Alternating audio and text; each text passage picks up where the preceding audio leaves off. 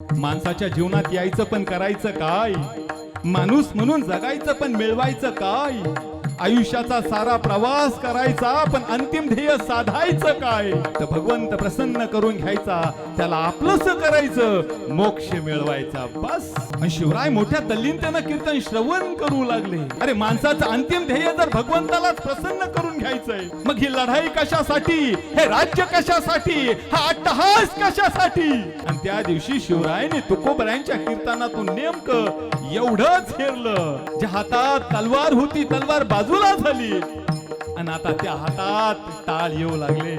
माझे शिवराय भगवंताचं नामस्मरण करू लागले, त्या भगवंताचं भजन करू लागले. मासाहेब जिजाऊने हे बघितलं, लक्षात आलं हा सगळा परिणाम जगद्गुरु तुकोबरायांच्या उपदेशाचा. आणि त्या दिवशी मासाहेब जिजाऊ तुकोबरायांकडे आल्या, हात जोडून म्हणाल्या, महाराज आपण सांगितलेला मार्ग योग्य. आता या वेळेला, या कानाला, या क्षणाला एका लढवया योद्ध्याची, एका पराक्रमी पुरुषाची गरज आहे. महाराज ज्या कीर्तनातून आपण माझ्या शुभाला मोक्ष सांगितला, त्याच कीर्तनातून आता कर्मयोग सांगा, त्याला लढायला प्रवृत्त करा. आणि मासाहेब निघून गेल्या. काही दिवसांना शिवराय कीर्तनाला आले आणि माझ्या तुकोबरायांनी त्या दिवशी कीर्तनाचा विषय घेतला, कर्मयोग. राजे मला सांगा, सूर्याचं काम काय, सृष्टीला प्रकाश देणं, उष्णता देणं.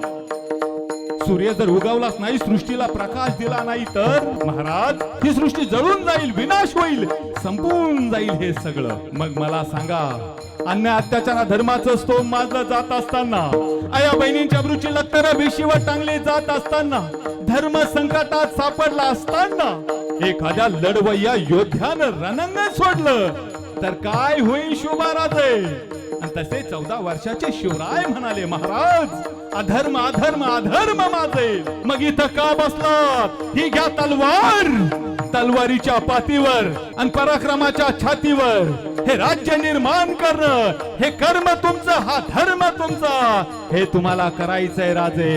एक लक्षात ठेवा, आमच्या हातात ही पवित्र विणा, आमच्या मस्तकी गोपी चंदनाचा टिळा, आमच्या मुखात विठ्ठल नामाचा चाळा आणि गळ्यात पवित्र तुळशीची माळा राहावी असं तुम्हाला वाटत असेल, राजे तुमच्या हातात तलवारी हवीच. आम्ही भक्तीच्या मार्गे जनकल्याण साधू, तुम्ही शक्तीच्या मार्गे जनकल्याण साधा. मार्ग वेगवेगळे पण दिशा ध्येय एकच. उठा शोभा उठा, लोक माणसाच्या डोक्यावर तुम्हाला सुखाचं छत्र ठेवायचंय, राजे तुम्हाला छत्रपती व्हायचंय.